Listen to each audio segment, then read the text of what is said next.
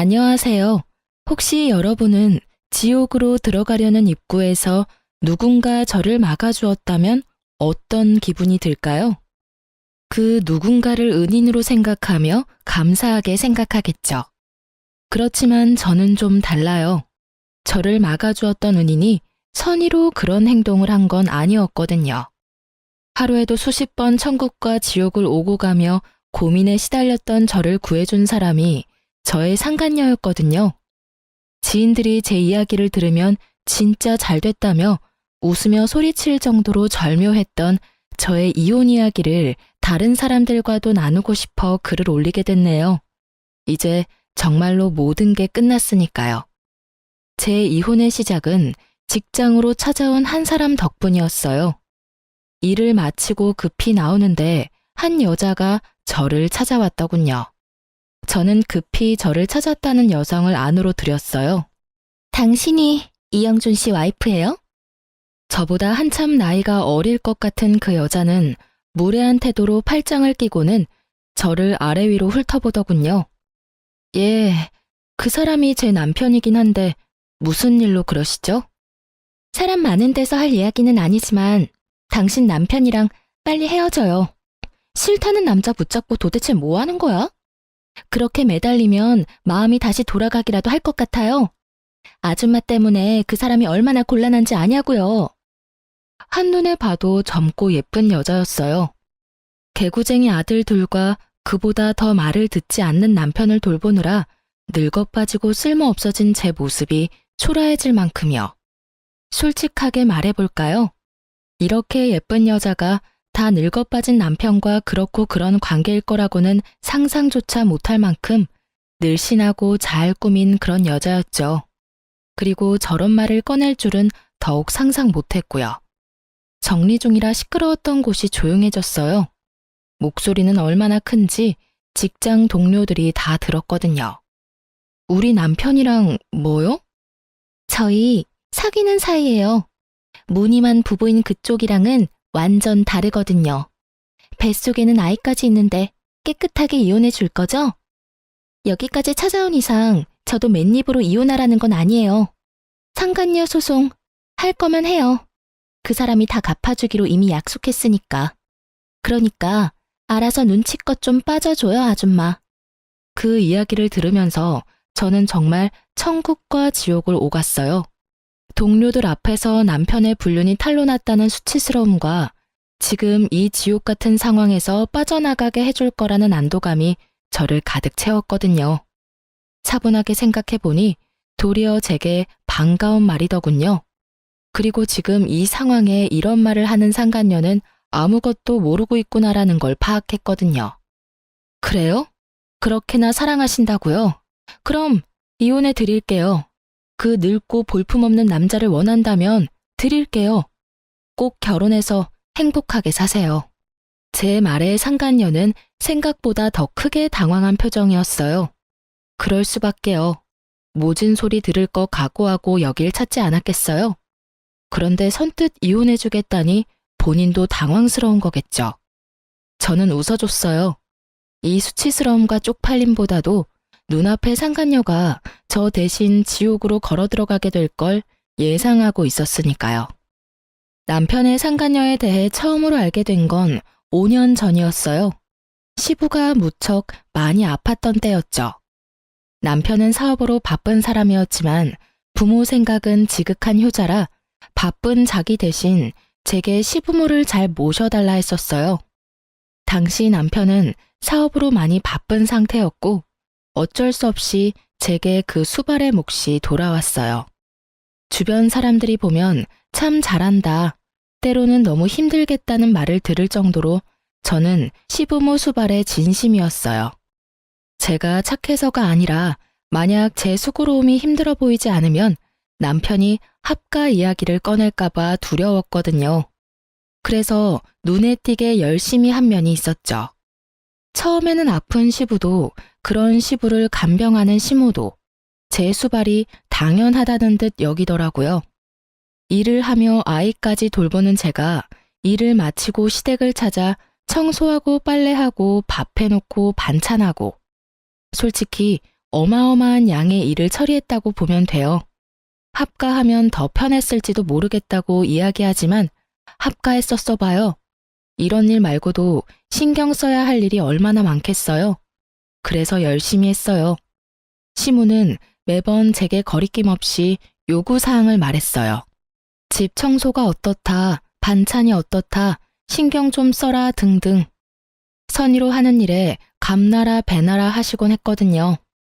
남편도 제 스트레스에 한몫하긴 했죠. 시댁 상태가 말이 아닌데다가 저에게 그 수발까지 요구했으면 자주 시댁에 와서 들여다보기라도 해야 하잖아요. 그렇지만 남편은 매번 바빴어요. 사업하느라 바쁘다는 걸 알고 있었지만 정말 주말 부부만큼 보지 못하는 날이 더 많았거든요. 그때쯤에는 아들들도 아빠를 찾지 않는 게 당연한 일이 됐을 정도였고요. 제게 생활비를 많이 주지는 않았지만 분명히 저금을 하며 착실히 모으고 있을 거라는 생각을 했어요. 뭐, 다 착각이었지만요. 시부모를 모시고 병원을 다녀오는 길이었어요. 시부 상태가 나쁘다는 말에 급히 눈치 보며 연차까지 쓰고 나와 두 분을 모시고 갔다 오던 길이었거든요. 두 분 심기는 많이 불편했어요. 이거 봐라. 네가 같이 살고 있었으면 이런 일도 없었지 않니? 갑자기 아버지 쓰러지고 내가 할 수 있는 일이 없었어. 너희 진짜 합가할 생각 없는 거니? 네가 적극적으로 이야기하면 네 남편이 싫다고 할 리가 없지 않니? 어머님, 아들들 이사하면 학교도 다 옮겨야 하고 애들 친구들하고도 다 헤어져야 하잖아요. 예민한 나이인데 좀 이해해 주세요. 그리고 제 직장도 시댁에서는 너무 멀어서.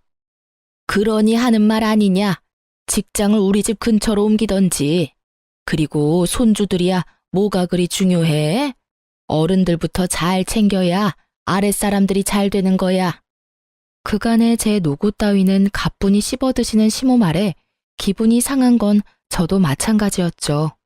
제 시간, 노동력, 정신노동까지 써야 하는 일인데 합가라니 말도 안 되는 일이었죠.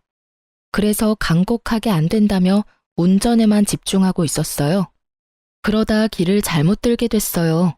시모 말 때문에 화가 나서 빠져야 하는 길에 빠지지 못하고 직진하게 됐거든요. 또 한참 둘러가야 된다는 생각에 한숨을 쉬는데 옆 차선에 어디서 많이 보던 차가 한 대 있더군요. 남편 차였어요. 반가운 마음과 화가 나는 마음이 동시에 들었죠. 남편 때문에 다 이런 일이 일어난 게 아니냐 싶은 마음이 깊은 곳 한켠에 존재하고 있었거든요. 남편에게 급히 전화를 걸었어요. 어디야? 나? 지금 지방 내려와 있어. 오늘 좀 바빠서 일찍 못 들어가. 그렇게 말하고 끊더라고요. 제 눈앞에 뻔히 남편 차가 있는데 말이죠. 그 차에 다른 사람이 타고 다닐 일도 없었어요. 워낙 애지중지하던 차다 보니 다른 사람에게 맡기는 걸 본 적이 없었거든요. 저는 뒤에 시부모님이 있다는 걸 알면서도 남편의 차를 뒤쫓았어요. 왠지 모를 싸한 기분이 들었거든요. 그렇게 차가 도착한 곳은 모텔촌이었어요. 그리고 그곳에서 나오는 건 남편과 웬 여자였죠. 얘, 집에는 안 가고 여기는 왜 와? 시모 말도 무시하고 저는 차에서 튀어나가며 남편을 불렀어요. 여보. 제 말에 남편이 깜짝 놀란 듯 뒤돌아보더군요. 제 얼굴을 발견하고는 팔짱 끼고 있던 여자 손까지 놔버리고요. 여자는 놀랐는지 후다닥 도망가 버렸어요. 여보, 당신이 여길 어떻게... 내가 할 말이지. 당신이 왜 여기에 있어? 그것도 새파랗게 젊은 여자랑. 여태껏 바쁘다더니 바람 피고 있었던 거야?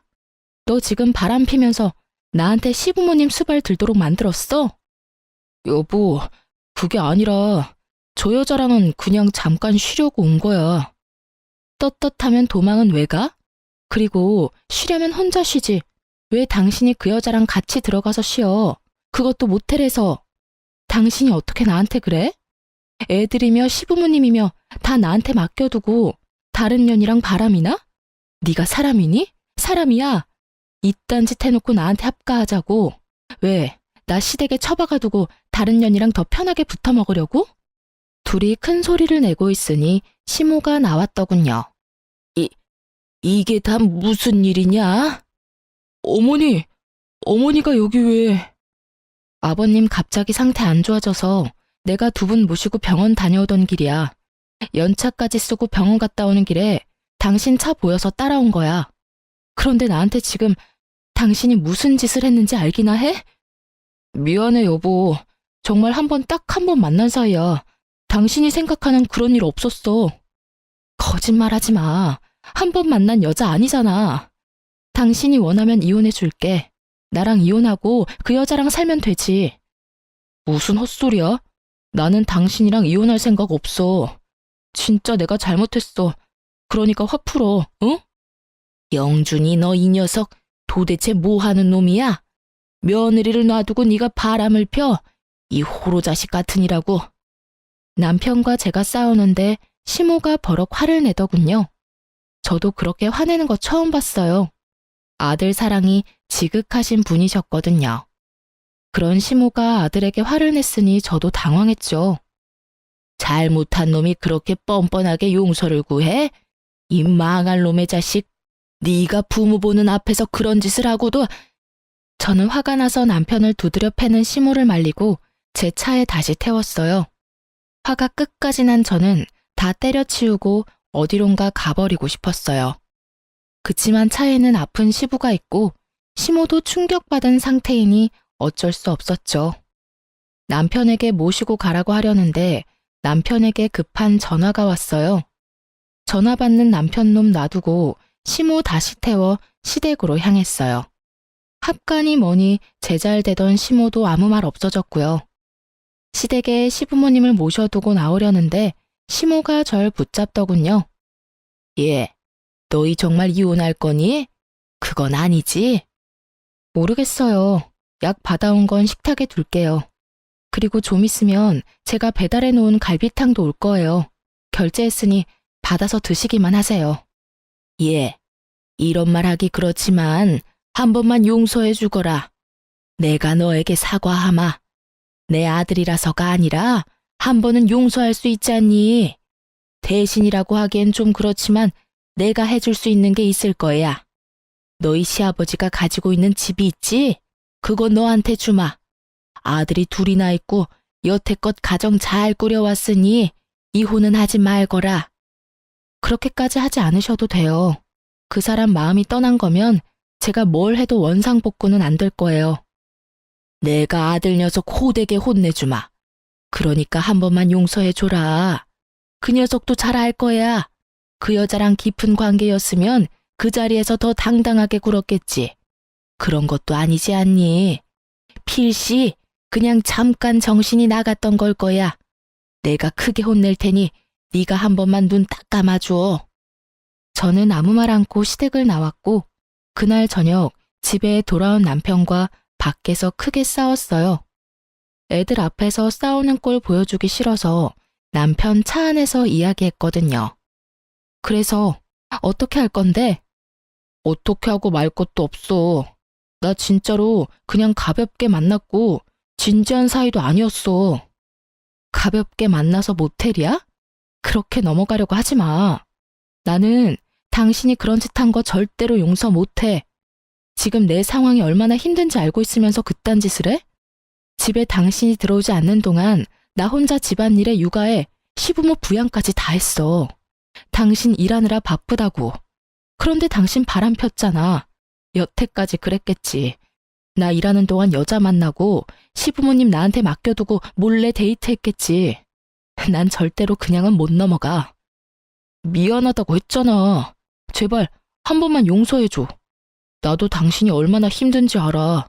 이제부터는 나도 도울게. 그럼 됐지? 이번에도 나한테 시부모님 맡겨두고 너는 혼자 싱글라이프 즐기게? 그럴 리 없잖아. 진짜로 미안하다고 생각해. 그니까 이번만 좀 봐줘. 우리 애들 위해서라도. 곧 중학교, 초등학교 들어갈 애들 걱정도 안 돼? 돈 많이 들 때잖아. 한 번만 용서해줘. 나 진짜로 2번 다시 바람 안 피울게. 그 말을 믿는 건 아니었지만 애들 말은 맞았어요. 사춘기 청소년, 예민한 아이들이었고 아이들의 미래를 위해서도 아빠가 없는 건 아니라고 생각했거든요. 아이가 걸려있는 일에는 언제나 제가 약자가 될 수밖에 없는 현실이 싫었지만 어쩔 수 없이 이번 일은 없던 일로 하기로 결정했어요. 그 부분에 대해 각서까지 썼죠. 그 각서가 종이 쪼가리일 뿐이라는 것은 알았지만 그것도 없으면 정말 아무것도 해결이 안 된 것 같은 기분이었거든요. 나중에 시모에게 다시 결혼 생활을 이어가겠다고 말했는데 시부와 시모는 저를 데리고 가 시부가 가진 집 명의를 변경해줬어요. 그러고는 남편에게는 아무 말 하지 말라고 하시더군요. 몰래 가지고 있다가 힘들 때 써먹을 수도 있을 거고 혹시라도 시부모님 돌아가시고 나면 도움이 될 거라고 말이죠. 그렇게 제게는 남편 모르는 시부 명의의 집이 생겼고 남편은 그 뒤로 조용히 지내서 모든 게 제자리를 찾아가는 기분이었어요. 솔직히 시부 명의 집이 생겼다고 해서 제게 큰 변화가 있는 건 아니었어요. 다만 참고 사는 이유 중에 시부모님의 당부가 생겼다 뿐이죠. 그 뒤로도 저의 생활은 크게 변함이 없었어요. 가끔 남편 뒤를 캐는 것 말고는요. 그러던 어느 날 갑작스럽게 시모가 교통사고로 돌아가셨어요. 시부는 충격을 받았는지 상태가 악화되어 병원에 급히 입원하셨어요. 장례를 치르는 동안 남편은 골똘히 무언가를 생각하는 모양새였어요. 저에게 건성으로 대하는 모습을 보며 기분이 나빴지만 상황이 상황인지라 그냥 넘어갔죠. 부모님이 돌아가셨으니 정신이 없을 것 같기도 하다고 생각했거든요. 상을 다 치르고 시부도 어느 정도 안정이 되어 퇴원하고 집에 돌아왔는데 시부가 이상한 소리를 자꾸 하시는 거예요. 어머님 어디 갔냐고 묻고 비밀번호도 잊어버리고 하루는 밖에 나갔다가 집을 못 찾아온 일이 생겼죠. 그렇게 시부를 데리고 병원에 가니 치매 증상이라고 하시더군요. 시모를 잃고 급격한 충격으로 이전부터 보였던 경미했던 인지장애가 더 심해진 거 아닌가 하고 추측했어요. 남편이 집에 돌아오면 그 이야기를 하려고 생각하며 집에 돌아왔는데 집 우편함에 편지가 하나 와 있더라고요. 보니까 남편의 건강검진 결과였어요. 2, 3주 전에 검진을 했는데 그때 결과가 나온 거죠. 저는 아무 생각 없이 우편을 뜯었는데 남편의 간 수치가 좋지 않더군요. 엄청 나쁜 수치는 아니었지만 재검을 하라는 의사소견이 있더군요. 당신 간 수치가 좋지 않아서 재검하라는데? 그 정도 수치는 괜찮아. 어머니 상 치르느라 몸이 좀 피곤했나 봐. 좀 쉬면 괜찮아지겠지. 그래도 혹시 모르니 정밀검사 받아봐. 나 오늘 병원 갔다 왔어. 아버님 모시고. 아버님 치매라고 하셨어. 이런 상황에 당신 몸까지 아프면 내가 못 버티니까 꼭 재검 받아. 알았지? 제 당부에 남편이 깜짝 놀라더군요. 시부가 치매라는 사실에 놀란 듯 보였죠. 하긴 얼마 전에는 시모상, 이번에는 시부의 치매 소식까지. 제 걱정이 이해가 되기는 했는지 남편이 이참에 검사 받겠다고 하더군요. 그 주 주말에 남편이 정밀검사를 받으러 갔다 왔는데 한눈에 봐도 얼굴이 영 안 좋았어요. 뭐가 이상이 있는가 보다 싶었죠. 그런데 그 뒤에 남편이 저한테 병원을 같이 가자고 하더군요. 그렇게 남편과 병원을 방문했다가 남편이 간암 2기라는 사실을 알게 됐어요. 의사는 이식이 필요할 수 있다고 말했고 저는 멍해졌어요. 의사의 말을 듣고 있는데 아무것도 귀에 안 들어오더라고요. 점점 멀어지는 목소리에 계속 그 생각만 들었어요. 이제 어쩌나 하는. 아픈 시부는 치매에 걸렸으니 내가 돌볼 수 없다 치더라도 아직 대학까지 갈 길이 먼 우리 두 아들과 남편의 암수발까지 어찌드나 하는 생각만 들었죠. 여보, 나 당신한테 잘한 거 아무것도 없는 거 알아. 그치만 우리 아들들 생각해서라도 간이식 좀 해줘. 아직 이식해야 한다고 확정난 건 아니잖아. 치료 잘 받아. 우선 이식 안 하고 끝내는 선이면 제일 좋지. 저는 선뜻 이식을 해주겠다는 말을 하지 못했어요. 제 몸이 축나면 어린 아이들은 어쩌나 하는 마음이 먼저 앞섰던 것이 사실이에요. 그리고 무엇보다도 이 남자는 저를 배신한 적이 있으니까요. 아마 남편의 외도를 몰랐다면 저는 기꺼이 제 간도 내어줬을 거예요. 그렇지만 이미 한 번의 외도를 겪었으니 고민이 되는 거였죠. 남편은 집에 있는 동안 간이식에 대해 끈질기게 제게 물어왔지만 저는 계속 그 이야기를 피했어요. 그리고 남편은 치료를 위해 병원으로 들어가게 됐고 남은 저는 남편이 항암 치료받고 돌아올 집을 청소하기 시작했죠. 암 환자에게 더러운 환경을 제공할 수는 없으니 깨끗하게 집안을 치웠어요. 남편이 쌓아둔 물건들을 청소하는 중에 너무나 충격적인 걸 발견하고는 그 자리에서 주저앉았어요. 이혼 신고서였어요. 그것도 작성이 되어 있는 신고서였죠. 제가 써야 할 부분만 남겨두고 나머지는 빼곡히 채워진 서류를 보며 저는 이를 악물었어요. 아마 이 서류가 자신의 암 진단 소식을 듣고 쓰여지지는 않았을 거예요. 분명히 암 진단 되기 전에 쓴 거겠죠. 그러니 지금 저한테 간이식 나팔을 불며 해달라고 난리인 거고요.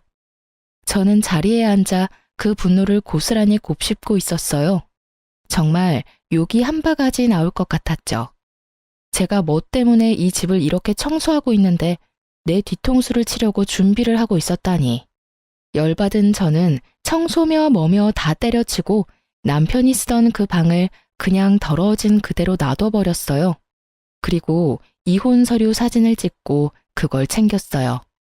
남편 놈이 원하는 게 뭔지 정확히 알아야 하니까요. 그 다음날 일을 하러 가서도 그 이혼 서류 생각만 했어요. 남편 놈이 왜 나와 이혼을 하려고 하는 것일까? 그 생각이 들었죠. 그리고 그 생각의 끝에는 여자가 있었어요. 남편은 외도를 한 적이 있었잖아요. 그때는 그냥 노는 사이라며 헤어졌지만 여태껏 만나고 있었을 수도 있죠. 그러면 좀 더 깊은 사이가 됐을 수도 있고요. 그렇게 하루 종일을 그런 생각과 씨름하며 스트레스 받던 제게 그 여자가 찾아온 건 퇴근하기 직전이었어요. 그리고 그 여자가 제게 남편과 헤어져 달라고 하더군요.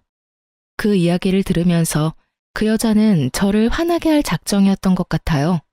제가 화를 내면 낼수록 이혼이 더 가까워질 거라고 생각한 듯 하고요. 그렇지만 그 여자는 아무것도 모르고 있는 것 같더라고요. 하긴 남편 놈이 그 이야기를 상간녀에게 할 리가 있겠어요? 아프다는 이야기하면 떨어져 나갈 게 분명할 텐데 게다가 수발 들라는 걸 상간녀에게 말할 수나 있겠어요? 그러니 조강지처에게 이혼 서류 낼 시간을 미루면서까지 간이식을 원하는 거겠죠. 이 좋은 기회를 제가 놓칠 필요는 없었죠. 나를 호구로 보는 남편 새끼랑 그런 남편 새끼랑 붙어먹은 상간녀 둘에게 모두 제가 지니고 있는 짐덩이를 넘겨버리면 그만이니까요. 정말이죠? 진짜 그 사람이랑 헤어질 거죠? 그럼요. 헤어져 줄게요. 저도 이미 마음 뜬 사람 붙잡고 싶은 생각 없어요. 그런데 당신 여기 온 거 남편이 모르죠? 알면 분명히 말렸을 테니까요. 지금 당장 저랑 이혼하면 손해보는 건 남편 놈이잖아요. 그러니 지금 상간녀의 저 행동은 남편 상황을 모르고 혼자 벌인 일인 거죠. 상간녀가 이렇게 일을 벌려준 덕분에 저는 지옥의 입구에서 빠져나올 수 있게 됐잖아요. 상간녀도 흠칫하더군요. 그러면 내일 이 근처에 있는 대학병원 앞에서 만나요. 제가 남편도 데리고 나올게요. 어? 그 사람 이번에 출장이라서 며칠 못 본다고 했는데? 제가 데려올 수 있으니까 당신은 아무 말 하지 말고 대학병원 앞으로 오기만 해요. 내가 다 알아서 할 거니까. 이혼 서류도 작성해서 갈 테니까 걱정 말고 와요. 제 말에 상간녀가 의심의 눈빛을 보내더군요. 왜 이렇게 협조적인지 궁금했겠죠. 그래서 제가 말했어요. 그 사람 저번에도 바람 피웠어요. 두 번째 바람 피면 끝이라고 말했으니 끝인 거예요. 저도 미련 없고 재산 분할만 잘 끝나면 더 이상 볼 필요 없는 사람이거든요. 제 말에 그제야 의심을 거둔 상간녀가 약속 잊지 말라며 나가더군요. 직장 사람들 중 퇴근하지 못하고 남아있던 몇 명의 사람들이 제게 다가와 괜찮냐며 묻더라고요. 정말 이 순간에는 너무 부끄러웠어요. 상간녀가 회사로 찾아올 정도니. 솔직히 상간녀에게 남편을 넘기는 건 열받지 않았으나 저를 이런 비참한 꼴로 만든 건 정말 열받았어요. 게다가 남편이 앞에서는 나뿐이라며 동정심사게 말하고는 상간녀에게는 아프다는 이야기조차 하지 않고 저를 이용하려고 했다는 생각에 배신감이 무척 들었죠. 사랑하는 상간녀에게는 고생도 시키지 않는가 보다 하는 생각이 들었거든요. 그러니까 저도 남편 새끼 계획대로 해줄 필요 없잖아요. 그날은 남편이 퇴원하는 날이었어요. 항암을 하고 내려오는 남편을 데리고 대학병원 앞에 있는 카페로 가서 앉았어요. 남편은 첫 번째 항암제가 크게 나쁘지 않았는지 저번보다는 좀 더 건강한 모습이었어요. 여보, 여기는 왜 왔어? 커피 마시고 싶으면 테이크아웃해서 가면 되지. 왜 굳이 들어와서 마셔? 아, 오늘 여기서 만날 사람 있거든. 걱정하지 마. 곧 올 거야.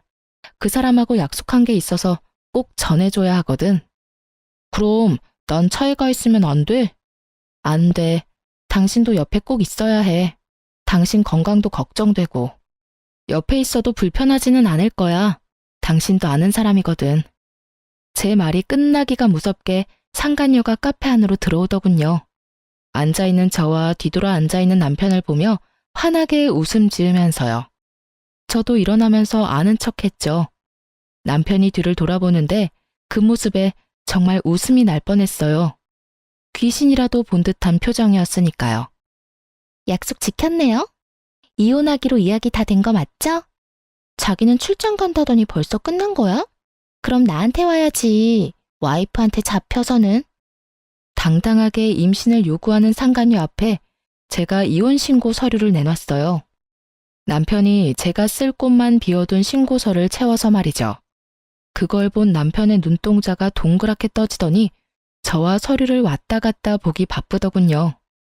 이혼해줘. 어제 당신 애인이 내 직장까지 찾아와서 이혼하라며 난리더라고. 열받아서 이혼 안 해주려고 했는데 내가 청소하다가 당신이 써놓은 이 서류를 발견했거든? 이혼이 하고 싶었으면 미리 이야기했으면 됐잖아. 왜 질질 끌어서 사람을 힘들게 해? 내가 알아봤는데 당신 저 상간녀랑 오래 만났더라? 애까지 있다는데 알고는 있어? 하긴 아니까 이혼 서류를 써놨겠지. 내가 빈칸 채워왔으니까 이혼해줘. 자기야, 빨리 인감도장 찍어. 그러면 이혼 확정이야. 이제 우리 눈치 보면서 만나지 않아도 되고 우리 아이도 아빠 가지고 태어날 수 있겠지. 뭐해? 도장 안 찍고. 남편 새끼는 땀을 삐질삐질 흘리며 서류만 쳐다보고 있더군요. 하긴 저한테 요구해야 할 일이 얼마나 많은데 이혼이 하고 싶겠어요? 그리고 제 몸이 아픈 걸 알면 상간녀가 자기랑 결혼하고 싶겠냐고요. 그래, 도장 찍어. 상간녀가 도장 찍으라잖아. 알지? 도장 찍고 나면 다 끝나. 재산 분할하고 아이들 친권, 양육권 나한테 주면 돼. 그 이상 당신하고 나 사이에는 아무것도 없는 거지. 이혼은 안 돼. 너 여기 왜 왔어? 아니, 와이프 직장까지 쳐들어가서 무슨 짓 한 거야? 자기, 지금 나한테 화낸 거야? 아니, 겉보다 이혼을 왜 안 하는 거야? 저번에 하겠다고 철석같이 약속해놓고 왜? 너 혹시 와이프 못 떠나겠다 뭐 이런 거야? 나 임신까지 시켜놓고. 그런 거 아니야. 애는 책임질게. 그치만 이혼은 지금 하면 안 된다고. 당신 이해를 좀 해. 내 상황이 지금... 여튼 안 돼. 이혼은 절대 안 돼. 이혼은 절대 안 된다는 말에 상간녀가 남편 새끼 뺨을 철썩 때리더군요. 어휴, 어찌나 통쾌하던지. 와이프 버리고 사랑할 정도였던 여자 손에 맞으니 기분이 남달랐겠죠. 상간녀는 기분이 나쁜지 남편 놈에게 따지더라고요. 왜 안 된다는 건데? 속 시원하게 말 좀 해봐. 나 배신하는 거면 나도 자기랑 나랑 불륜한 거 다 까발릴 거야, 자기 회사에. 그 말에 남편이 입을 꾹 닫고 있자 상간녀가 열받아서 저를 보며 뭐라고 하더군요. 자기, 혹시 와이프한테 약점 잡혔어? 뭐 잘못한 거 있어? 아줌마가 말해봐요. 도대체 뭔 짓을 했길래 이 남자가 이혼을 안 하겠다는 거예요? 분명히 며칠 전까지 저한테 꼭 이혼하겠다고 한 사람이거든요? 그러게요. 이 이혼 서류 먼저 쓴 사람이 남편이거든요. 저는 빈자리 메운 거밖에 없었어요. 그런데 이혼을 왜 안 해줄까? 최근에 바뀐 건 그것밖에 없네요. 우리 대학병원 앞에서 만난 이유도 그것 때문이에요. 사랑하는 상간녀 상처받을까봐 가남 이기인 것도 말 안 했나 보네? 남의 입으로 듣기 싫었을 텐데. 미안해요. 시간 좀 더 있었으면 남편이 당신한테 말해줬을 거예요. 안지 얼마 안 돼서 저한테 간이식 해달라고 끈질기게 요구하고 있었거든요. 전 남편이 예전에 바람핀 것 때문에 간 주겠다고 약속도 못하고 있었는데 잘 됐죠. 이렇게 간 줄 수 있는 건강한 상간녀가 있으니까요. 아, 그런데 애가 뱃속에 있으니까 애는 낳고 줘야겠네요? 뭐, 그건 두 사람이서 알아서 하세요. 어차피 내 간만 아니면 되니까요. 이혼하면 간 줄 필요도 없죠. 하긴, 이혼하지 않아도 줄 생각은 없어졌지만, 제 말에 남편 놈이 식은땀을 줄줄 흘리며 입을 답싹거리더군요. 그리고 상간녀는 너무 놀랐는지 아무 말도 안 하고요. 왜요? 남편 달라면서요. 줄 테니까 알아서 잘 가져가요. 이혼 서류도 썼으니 도장만 찍으면 이혼하는 거예요. 약속대로 해주겠다는데 왜 그렇게 얼굴이 질렸어요? 제 말에 상간녀가 갑자기 아주 얌전해지더군요. 이번에는 남편이 상간녀 모습을 보더니 쌍심지를 켜더라고요. 내가 이혼하면 간이식 못 받아. 그리고 당신 힘들게 할 수도 있어.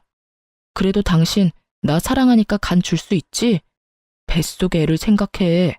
내가 살아야 애도 멀쩡한 가정에서 살 거 아냐? 그건 생각 좀 해봐야지. 자기는 내가 애까지 임신했는데 이식까지 해야겠어? 어차피 임산부, 출산한 지 얼마 안 된 사람들은 이식 같은 거 못하잖아. 그러니까 이식은 다른 사람한테 부탁해. 야, 지금 일 다 망쳐놓은 게 누군데? 네가 혼자 이런 헛짓거리만 안 했어도 내가 와이프한테 간 받고 나서 이혼하면 됐잖아. 그리고 너 뭐야? 나 사랑한다며. 간 하나 못 주면서 사랑? 그 이야기를 듣는데 정말 열이 또 받더라고요.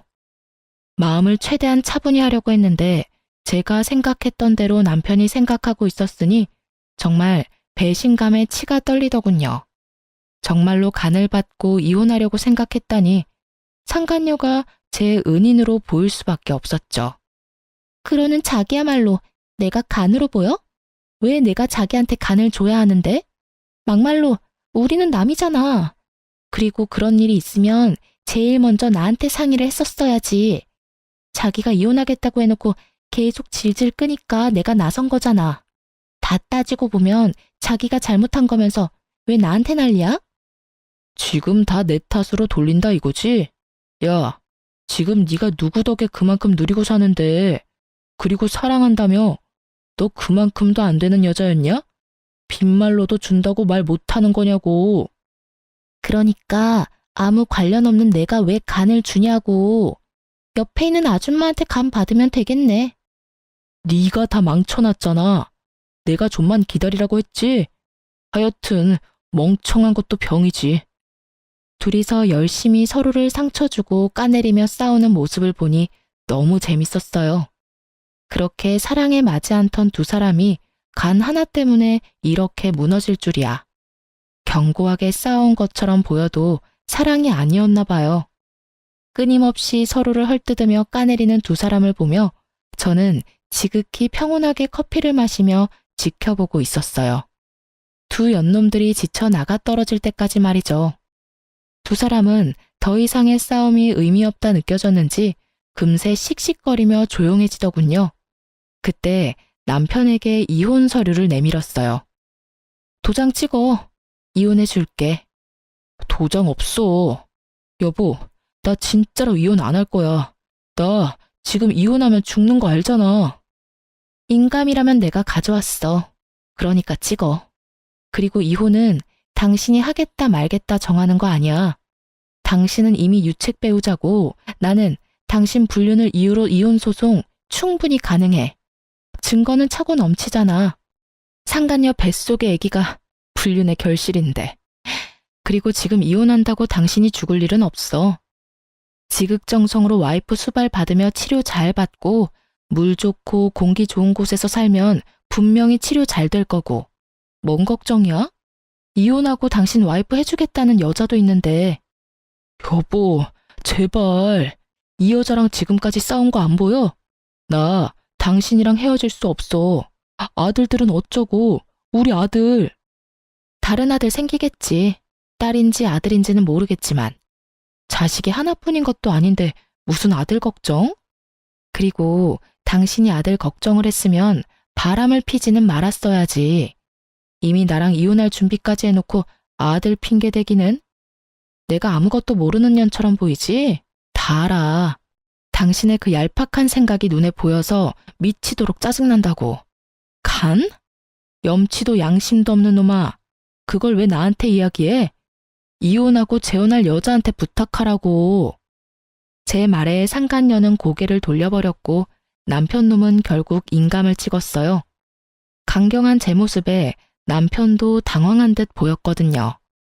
그리고 상황이 여기까지 왔는데 이혼을 하지 않는 것도 이상했죠. 그렇게 저는 남편과 이혼을 했고 친권과 양육권은 제가 가져오게 됐어요. 아이들은 바람 펴서 이혼하려 했던 아버지를 아버지로 생각하지 않았거든요. 남편이 아픈 것이 불쌍하지 않냐고 생각하는 사람들도 있었어요. 그래도 아픈 사람인데 참고 살아야 한다고요. 그런데 참고 살면 남는 게 뭐죠? 이미 남편의 마음은 제가 아닌 다른 여자에게 있고 새로 태어날 아이에게 있는데 그러려고 이혼까지 생각한 남자에게 제가 뭐하러 미련을 둬요. 두 사람이 치고받고 싸우는 모습에 둘이 헤어진 줄 알았는데 아니더군요. 두 사람이 화해를 했는지 저와의 이혼 후 상간녀와 결혼을 했더라고요. 그때도 콧방귀만 꼈어요. 끼리끼리 똑같은 것들끼리 만나서 얼마나 잘 살겠나 싶었죠. 서로를 상처 주는 말은 결국 가슴에 고스란히 남아있거든요. 그렇게 상처 주고 상처받은 사람들이었으니 온전히 살 수 있을 리가 없다고 생각했어요. 그리고 전 남편의 결혼 소식이 들리고 몇 달 뒤에 전 남편이 제게 울며 전화가 왔더군요. 처음에는 받지 않으려고 했는데 아이들 일일지도 몰라서 받았죠. 여보, 나 좀 도와줘. 이혼한 마당에 내가 해줄 수 있는 일은 없는 것 같은데. 제발, 나 너무 힘들어. 지금 입원해 있는데 보호자가 없으니 일 처리가 제대로 되지가 않아. 보호자가 왜 없어? 당신 마누라 있잖아. 마누라 찾아야지 왜 엄한 나를 찾아? 그 망할 여자는 여기 없어. 그 여자도 지금 당장 찾으러 가야 하는데 코빼기도 안 보여. 그년이 내 집 팔고는 돈 들고 날랐어. 그게 무슨 소리야? 우리 재산 분할할 때 아버지 명의 아파트가 당신 명의로 넘어간 거 보고는 집에 돈 될 만한 물건 없다고 생각했나 봐. 하긴 없긴 했지. 아버지 사시는 엄마 명의 건물은 대출이 걸려 있으니 돈이 안 될 것 같으니까 우리 집을 판 모양이야. 게다가 내가 공동 명의로 해줬거든. 참 대단한 사랑이다 싶었어요. 그렇게 속내 다 내놓으면서 싸워놓고 공동명의라니. 그렇게 싸워놓고 공동명의? 당신도 대단하네. 그 여자가 나한테 간 준다고 했단 말이야. 나도 그냥 준 거 아니었어. 그것 때문에 준 거였는데 내가 몸 상태가 너무 안 좋아져서 얼마 전에 입원했는데 그동안 내가 죽을 거라고 생각했는지 필요한 거 싹 다 챙겨서 도망갔더라고. 그리고 나 몰래 나 죽으면 보험금 얼마 나오는지도 물어봤다더라. 진짜 징그러운 여자야. 내가 그런 여자한테 정신이 팔렸다니 정말 당신 보기 민망하고 미안해서. 나한테 미안해할 필요 없어. 당신이랑 나 이제 아무 사이도 아닌데 뭐. 그래서 신세 한탄 하려고 나한테 전화한 거야? 그건 아니고 나 죽으면 보험금 그 여자가 다 가져갈 건데 당신 그거라도 챙겨야 하잖아. 그러니까 다시 재결합하자 우리. 나도 그런 여자한테 속아서 당한 거고 당신도 한 번만 눈 감아주면 되잖아. 다 끝난 마당에 보험금은 무슨 보험금인가 싶었죠. 그러니까 당신이 나한테 간이식 좀 해줄 수 없을까? 나 그 여자 때문에 스트레스를 너무 많이 받아서 그런지 몸 상태가 너무 안 좋아져서 간이식까지 해야 한다고 하거든. 정말로 사람 하나 살리는 셈치고 나한테 이식 좀 해줘. 나 앞으로 당신 말이라면 죽는 신용이라도 할 테니까. 게다가 우리 애들 생각해서라도.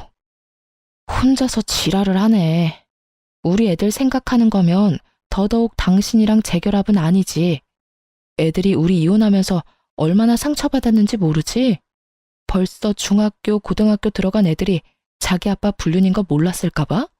다 알고 있어. 내가 말하기도 전에 벌써 다 알고 있더라. 인간아, 어떻게 살았으면 자식들한테 바람난 아버지 부끄럽다는 이야기를 들어? 당신이 한 짓이 그런 짓이야. 그러니까 나한테도 애들한테도 절대로 연락하지 마. 알았어? 여보, 나 진짜로 당신 없으면 죽을지도 몰라. 나 혼자서 어떻게 투병 생활을 해. 치료받는 동안 보호자만이라도 되어주면. 진짜 징글징글하다, 당신. 나한테 간 줄 거냐고 악착같이 묻고 다녔을 때 이미 나랑 이혼하려고 생각했던 거 알아. 당신 그런 사람이야. 자기 몸 생각해서 싫은 여자랑도 같이 살 수 있고 아쉬운 소리도 할 수 있고 끔뻑 죽는 신용도 할 수 있는 사람. 나는 여전히 열받아 있는데 뭐가 어쩌고 저째? 재결합. 혼자서 북치고 장구치고 앉았네. 난 절대로 재결합 안 해. 당신 수발 들라고? 내가 왜? 내가 왜 그래야 하는데? 그러고 나서 나중에 또 딴 년이랑 붙어먹게? 그 꼴 못 봐 나는. 그러니까 암 투병 생활 같이 해줄 수 있는 사람 찾아. 그건 한 번뿐이었고. 그 한 번 때문에 나는 당신에 대한 신뢰를 다 잃었어. 그러니까 나한테 당신이 죽는다 산다 그런 말 하지 마. 의사가 처음에 그랬지? 치료 잘 받으면 살 수 있을 거라고. 당신이 여기서 매달려야 하는 사람은 내가 아니라 의사라고. 저는 그렇게 말하고 전화를 끊어버렸어요. 불쌍하다며 남편을 옹호하는 사람도 있겠죠. 하지만 저는 잊지 못했어요. 자기 목숨 경각에 달렸을 때 그 여자랑 관계는 유지하면서 저한테 간을 달라고 하고 저한테 암수발을 시키려고 했던 남편을요. 그런 사람인 거예요. 제가 마음이 약해져서 또 받아준다면 또 그런 일이 일어나지 않으리라는 보장이 있나요? 그렇다고 제 동정심이 두 사람의 관계를 회복시켜줄 수 있나요? 아니에요. 절대 그럴 일 없어요. 이미 저에게서 마음이 뜬 사람이에요. 저를 여자로 보지 않는 남자죠. 그런 남자가 제가 간 줬다고 제 옆에 남아있을 리가 없죠. 몸이 좋아지면 또 다른 여자 찾아 떠날 놈이거든요. 그렇게 전화를 끊고 그 뒤로 남편 놈의 이야기는 간간히 듣기는 했어요. 몸이 안 좋아서 하던 일 다 그만두고 백수로 지내면서 조용히 살고 있다고 하더군요. 예후가 나쁘지는 않았지만 그리 좋지도 않아서 계속 현상 유지만 하고 있는 모양이었죠. 도망간 상간녀는 제게 줘야 할 위자료를 토해내고는 도망 다니다 결국 남편 놈에게 잡혔다고 하더군요. 정확하게 말하면 남편이 고용한 사람들에게요. 남편이 상간녀를 애가타게 쫓아다닌 이유는 자기 보험금 때문이었대요. 웃기죠? 상간녀는 눈앞에 돈 때문에 집 팔고 도망가면서 일부러 이혼은 해주지 않았대요. 죽으면 보험금이나 재산이 자기한테 넘어올 거라고 생각했나 보더라고요. 또 그걸 두고 볼 수 없던 남편이 악착같이 상간녀를 쫓아다녔으니 결국 두 사람의 재혼은 이혼으로 끝을 맺었어요. 그럴 거 뭐 하러 그렇게 둘이 붙어 먹으면서 사랑 노름이나 했는지. 지금 생각해보면 저와 이혼하려고 결심한 주제에 자기 몸 생각해서 몇 년 더 데리고 있으려고 했던 전 남편의 그 오만함에 웃음이 다 나와요. 그리고 이 기회를 빌어 상간녀에게 아주 고마운 마음을 전하고 싶네요. 지옥문까지 걸어갈 뻔했던 거 구해줘서 고맙다고요. 그리고 나 대신 지옥길 걸어가줘서 고맙다는 말도요. 그때 기억 떠올려서 쓰다 보니 길어졌네요. 한 번 배신한 사람에게 두 번은 너무 쉬운 일이에요. 그러니까 배신당했다면 뒤돌아보지 마세요. 저처럼 지옥문 앞까지 갔다 돌아올 수도 있거든요. 제 사연 들어주셔서 감사합니다.